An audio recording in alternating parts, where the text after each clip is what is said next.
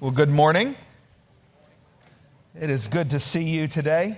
I want to set your expectations about the way this is going to go on this special day. This is special. We are going to do things just a bit different. If you've never been with us before, what is getting ready to happen is not the way it normally works around here. If you are with us every week, you'll know that what is getting ready to happen isn't the way it normally works around here. But I want to set your expectations because all week, and actually 4 weeks, as I have thought and prayed about this moment, I've wanted to do things a little bit differently. So usually at this point in the service, I get up and I tell you about a way that you can stretch your commitment to Christ out through prayer, through giving, through service, some way that you can extend this moment of worship into all of life worship. We talk about that for a few minutes, and then we pray, and then I come back a little bit later and preach a sermon. What I want to do this morning is talk here at length. I want to say some things, and then we're going to have our singing and our offering. And then when I come back at what would normally be the offering, I'm going to talk just briefly. So when I walk down from here and you look at your watch and you go, oh my goodness gracious, he hasn't even preached yet. You don't need to be getting on your phone right now and changing the lunch reservation. It's not going to work that way this week. I just want you to set your expectations. Because this is a special week.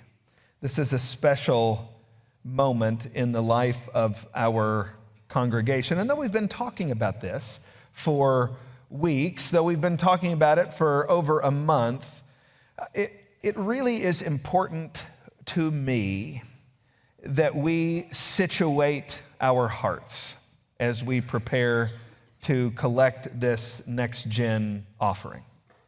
I realize that a lot of you have been praying along with us, and a lot of you have made up your minds about what kind of commitment you're going to make to this. But I also realize that some of you haven't. It slipped through the cracks, and so I want to take a moment or two to address that. And maybe some of you, in your walk with the Lord, as you have prayed about what the Lord would have you to do, maybe you are at a certain spot now, and the Lord is going to yet take you to a different spot later.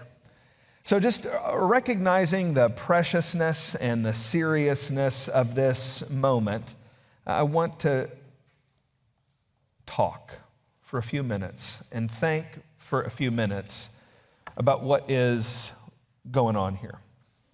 And as I have thought and prayed, I keep thinking about Farmdale Baptist Church. You've probably never heard about Farmdale Baptist Church unless you have heard me talk about Farmdale Baptist Church. It is a small church in Kentucky. It is the church where I first came to Christ, and it is the church where I first served the Lord in ministry. And as I have been preparing my heart for this next-gen offering, as I've been praying that the Lord would prepare your heart for this next-gen offering, I keep thinking about Farmdale. And Farmdale is that place where actually, everybody that I know of that still goes to that church is still a dear and precious friend. We still love them. They still love us. We see them whenever we can. Talk to them all the time. Talk to several of them just this week on the phone, through text messages. Very sweet connection there with those people in that church where I got saved and first served. And a precious person in that congregation shared the gospel with me. And I came to Christ. And the following Sunday, I was seated in a pew in that congregation, and I came down the aisle and I stood at the front of that room, and I made my public profession of faith. And a few weeks later, I stood in the baptistry behind the pulpit, and I was baptized. It is in that same room where I preached my first sermon behind the pulpit in that room. It is in that room right in front of everybody, the same place where I made my public profession of faith. I got down on my knees as the leaders of that church ordained me to gospel ministry. It was after I entered into gospel ministry that I stood in the baptistry a second time and I baptized my very first person. I was baptized in the same pulpit where I baptized my first Christian. It was in that same baptistry where later as a seminary professor, I used to get seminary students to come over to the church and I would show them how to baptize people and I'd let them practice on me so that they avoided bad stories during their first real baptism. People get dropped in the baptistry, you know. It's not a pretty picture. All sorts of things that happened in that room. It's impossible for me to think about my walk with Christ. It's impossible for me to think about my ministry to Jesus without that place. But it's actually interesting, as true as all that is, the thing I've been thinking about the most when I think about that place is the afternoons that I spent in that sanctuary. When nobody was there. I was a high school student and in many ways a college student. I went away to college, but I would come home on breaks. And as a high school student, life in my family still wasn't wonderful. My house was not an easy and a great place to be. And so after school, during the week, I would often not go home, but I would come to church. And I would walk into the sanctuary, and I would come up to the platform, and it all looks about the same. The carpet was green at Farmdale back in those days, a sure sign that it was laid in place in the 70s. The lovely church puke green carpet, anybody know what I'm talking about? It was all over the place. It was like it was in the Bible somewhere. So there was this green carpet all over everything, and the pulpit was here, and the choir loft, and the baptistry beyond. And I would get on my knees, and I would put my face on the carpet, and I would stretch my hands out, and I would pray. I would pray for my family to get saved. I would pray that the Lord would help me to resist temptation. I would pray, Lord, show me whether you want me to be in ministry. I had all these people saying, you need to go into ministry, you need to go into ministry, and I didn't know. And I would kneel there and I would pray and ask the Lord to show me whether I should go into ministry. I would pray and ask the Lord, who should I marry? Lord, if you've got a wife for me to marry, would you please reveal who that is?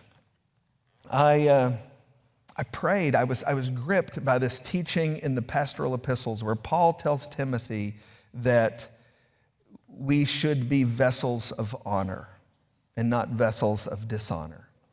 And I can smell that carpet. I can feel the roughness of the carpet. I can see the green as I would pray decades ago, Lord, make me a vessel of honor in your kingdom.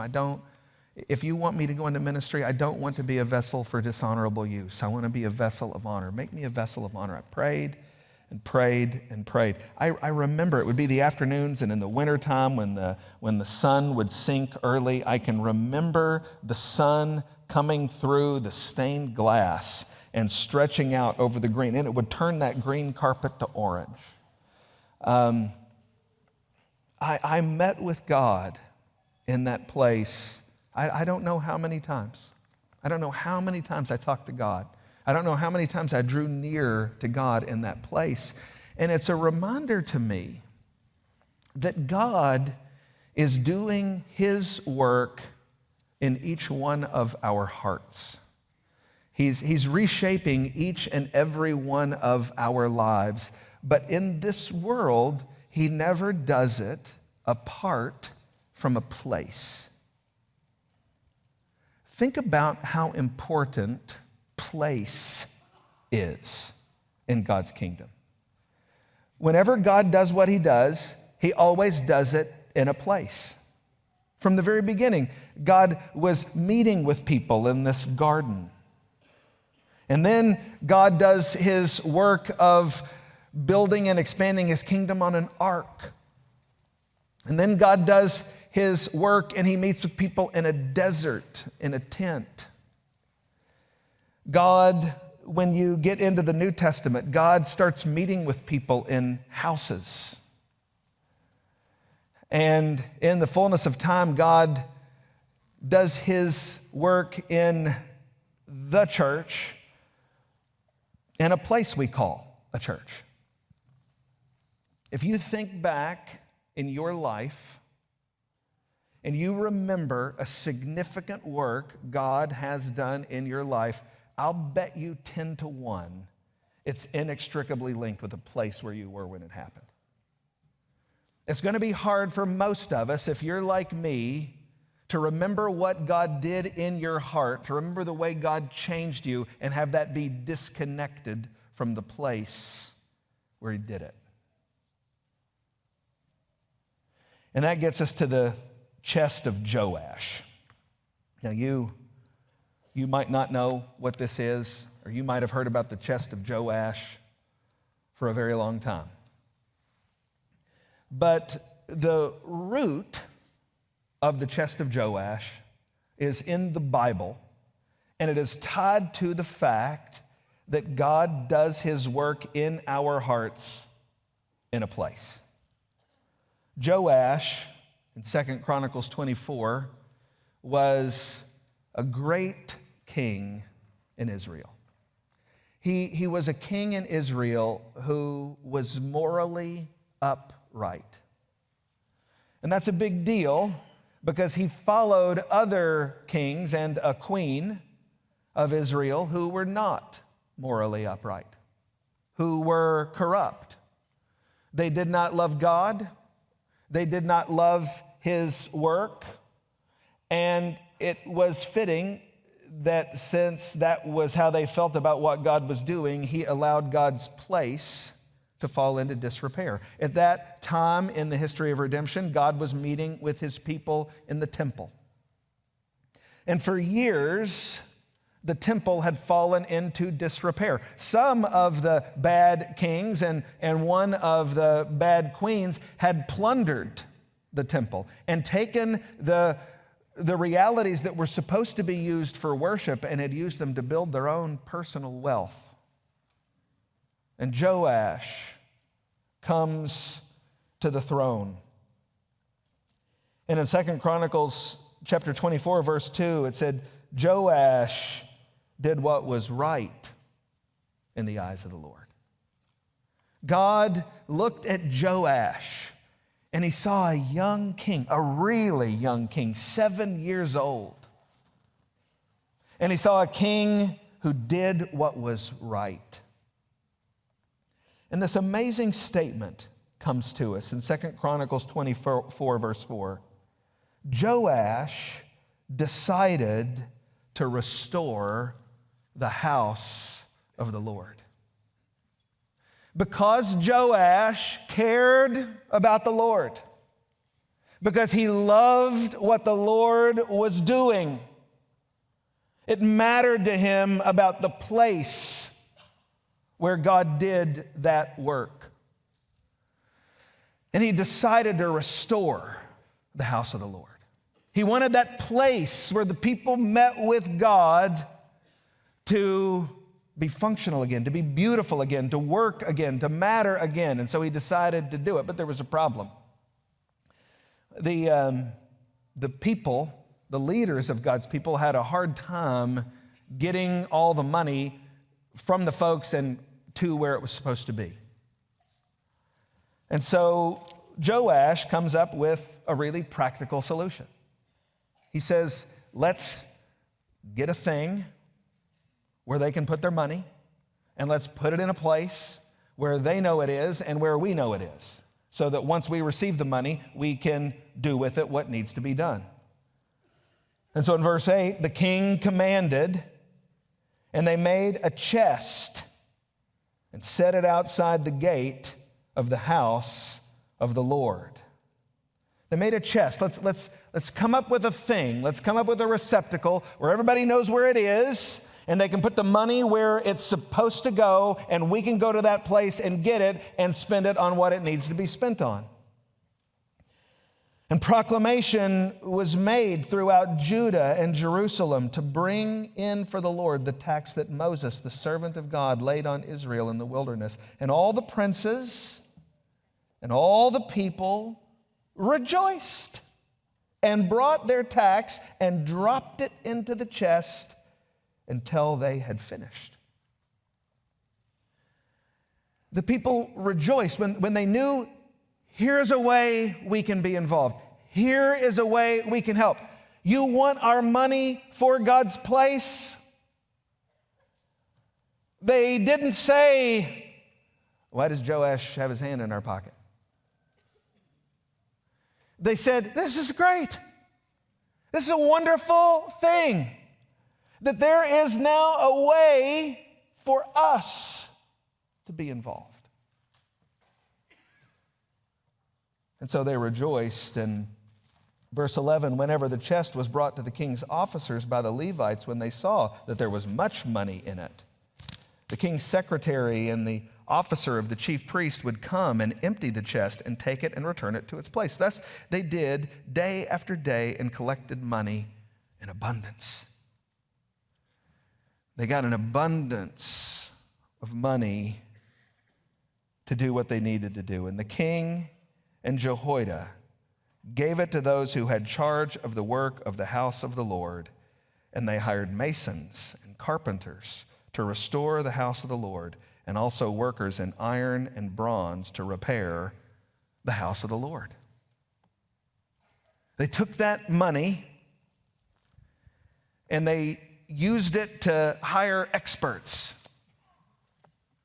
who could do the work that they couldn't do, but which needed to be done.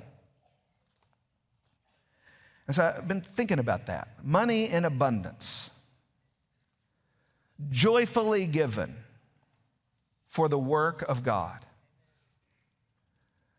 I've been thinking and praying about this, and I've been thinking and praying about this little guy right here. This little thing right here. A piece of paper that, when you look at it, when they excavate our culture in 10,000 years, if people are still around then and the new heavens and the new earth haven't been instituted, this won't look like much, if it even survives. But we put a lot of investment behind this little guy, don't we? Don't we? Doesn't look like much. But oh my goodness, we fixate on this. And I sort of understand why. I was thinking about how magical this dollar is. It's magical. It has magical powers. And here's the magic of this. I can take this old dollar bill. Somebody wrote a 6 on it. It's got all kinds of creases. I don't know how much longer it is for the world. It looks like it was printed in 2009. So I don't know how much longer it's got to go. Some of the edges are fraying, but it hasn't lost any of its magical powers. Because here's the magic of it. You can take this and you can turn it into almost anything you want, can't you? It's really something. If you want to take this dollar, you can take it and it will become jewelry. You can take this dollar and it will become cable. You can take this dollar and it will become electricity or a golf club or college tuition. It will become a car. It takes a lot more than one, but you join this up with enough, and this will become a car.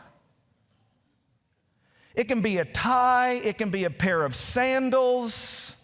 It can be your retirement fund. This right here can be transformed into something that one day will help you sit on the beach. It's amazing how much power it's got. And the more I've thought about that, you know, we need 3 million of these. We need 3 million of them. And we're actually, as I told you last week, in God's kindness, we're actually just about halfway there. With just a handful of you, we've got about half of these that we need to get what we're trying to do. And then all of the rest of us need to come together and come up with enough so that we can really do the work. And as I think about the power that this has, it's really magical.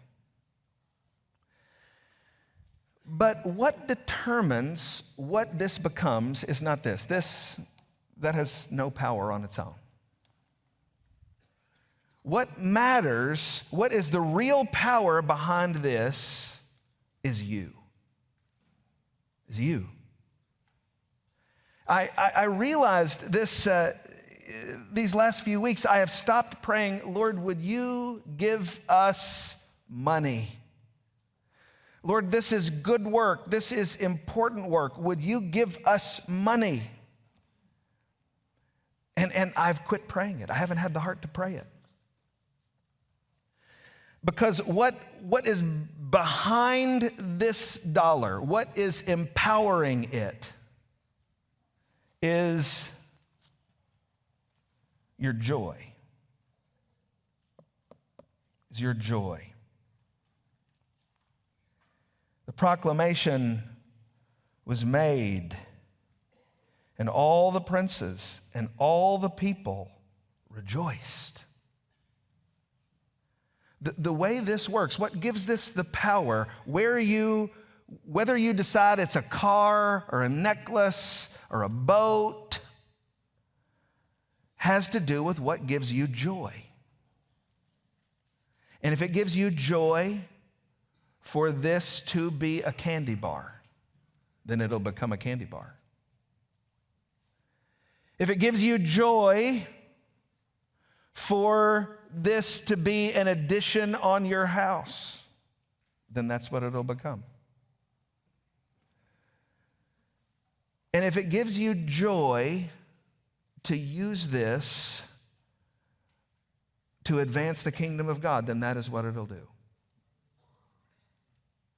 And that's where my prayers have been. Lord, before all these people, whether we get $3 million or whether we don't, I don't care. If we have a church full of widows who can give their mite, and we get $50 when this is over, but we have our people's hearts, then that'll be fine with me.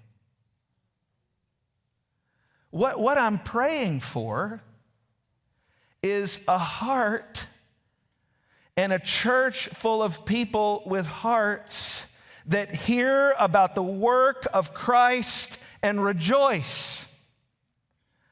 And say, what do I care about a steak dinner? What do I care about a new this or a new that? I care about the kingdom of Christ. I care about reaching a city. I care about reaching a generation. And I want to take, Lord, what you've already given me and what I could never outspend, and I want to participate in having other people, younger people, sweet people, know you the way I know you. And if that is our joy, then I don't care what number we announce next week. But it's also not as though they're unrelated. Jesus says, you show me where your treasure is, and I'll tell you where your heart is. And that's my burden. That's my concern. We're gonna be able to tell in some sense how invested we are in the kingdom. And so I'm praying for a church with a heart full of Christ. And then if we've got that, then this will be where it needs to be. And as you think about your heart, I want you to remember again the importance of God's place.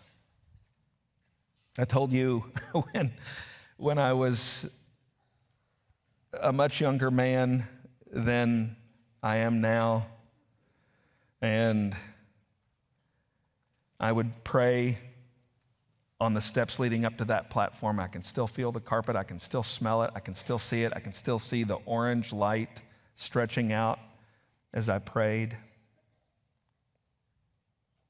And I'm aware that in my life today, God is still answering the prayers I prayed as a high school student. Still answering. Lord, make me a vessel of honor in your kingdom. Lord, show me who you want me to marry. Lord, make me a better parent than the parent that I had. I still see the Lord answering those prayers today that I prayed on that green carpet in the mid-90s. And I've been thinking about that, and honestly, when I think about it, it's not leading me to think about me as it's leading me to think about a bunch of people that I have never met. Because that green carpet placed there in the 70s was brand new and was all the rage when they put it in. It was put in by the people of Farmdale Baptist Church. The church was founded in the 20s. They built this little place that could hold their meeting, and they stayed there as long as they could, but by the 60s, it was clear the church was growing so much that they needed to build another place. And so they asked their folks to make a commitment. And in the 1960s and in the 1970s, the people at Farmdale Baptist Church said, all right, we'll give. We want to make an investment in that place. And I don't know what they gave up in the 1970s.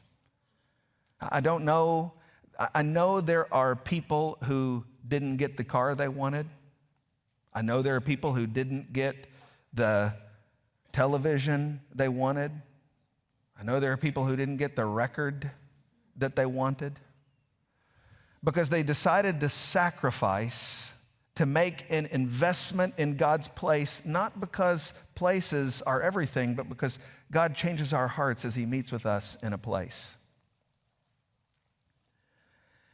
And I know who a few of those people are. I met a few of those people, but most of them were gone. I haven't met most of them because most of them are in heaven, not caring what they lost in the 70s to be a part of investment in God's place. And the other thing I know about those people is when they made an investment in that place, they did not know me. And they did not know that they were making an investment in my marriage. They didn't know that they were making an investment in my kids. They didn't know that they were making an investment in a church a lot bigger than theirs, way down south in Jacksonville, Florida. They didn't know that this great big church was one day going to have a pastor that was called to ministry and ordained to ministry and saved in that place where they invested.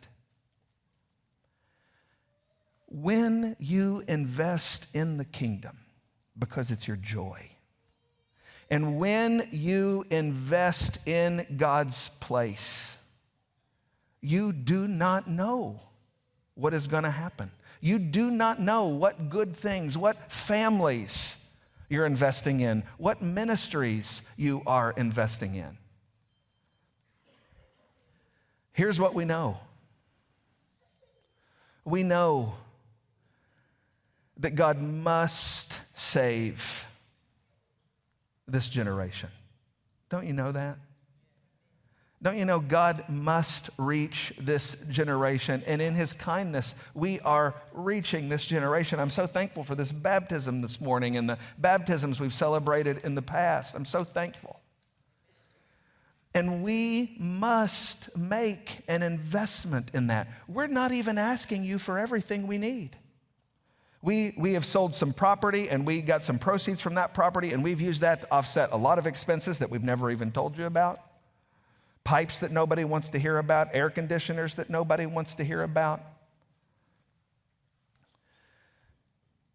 But now it is time for us to say, you know, I care about what the Lord's doing. I care about what he's doing in the lives of the young people in our church. I care about what he's doing in the lives of people that I'll never meet. I can't wait to get to heaven and hug and kiss Christians I've never met for their investment in me. And the same will be true with you. There are going to be people who are going to benefit from this that you'll never meet, you'll never know. But the Lord is going to do a work in their life because of your investment. And if we can rejoice in that, then that'll be good enough for me, whatever we get.